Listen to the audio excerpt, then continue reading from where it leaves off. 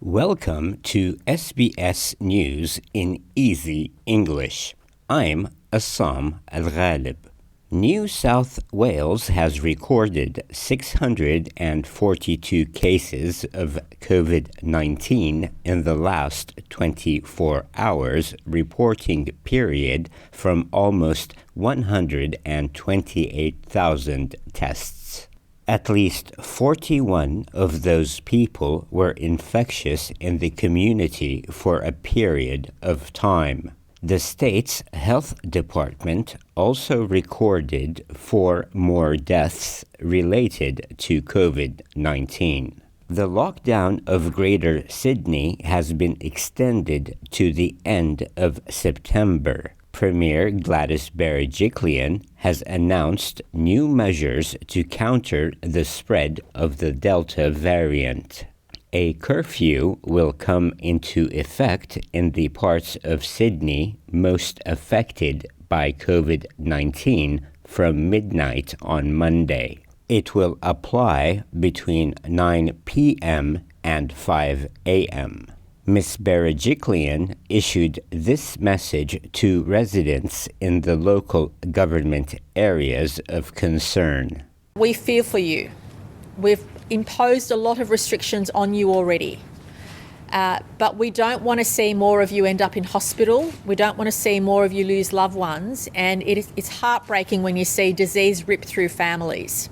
Families who are unvaccinated are suffering the most. And I apologise deeply to the vast majority of people in those communities who are so doing the right thing. Other tight restrictions include masks to be mandated for outdoor wear across the state and exercise to be limited to 1 hour per day.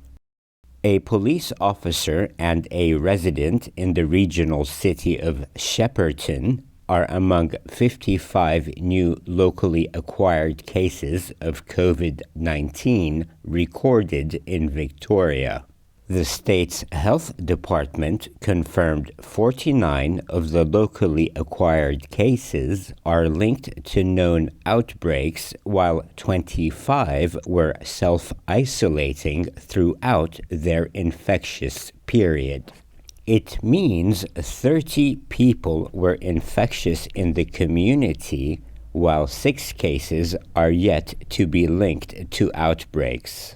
2 overseas acquired cases were also detected in hotel quarantine, taking the total number of infections recorded in the state to 57 for the second day in a row.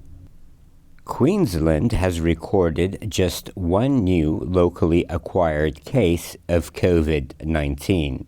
It is a child linked to a school cluster who is a household contact and has been isolating at home during the infectious period. The case brings that school cluster to 145 cases. This afternoon, restrictions will begin to ease in southeast Queensland.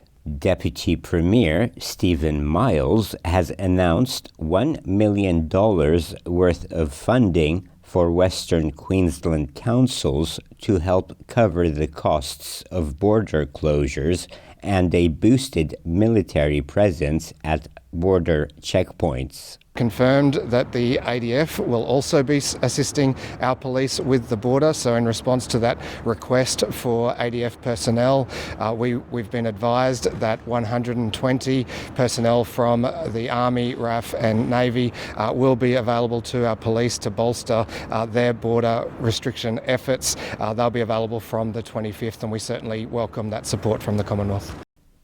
South Australia is lifting its border restrictions with most of the Northern Territory, as well as Northern and regional Queensland.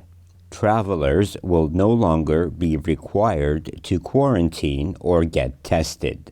Restrictions will still be in place for people coming from Katherine in the Northern Territory, but that will be reassessed later today. New Zealand's COVID-19 Delta strain outbreak has spread to Wellington in the first cases recorded outside of Auckland. There are currently 22 cases in the country after an infection was detected at an Auckland hospital.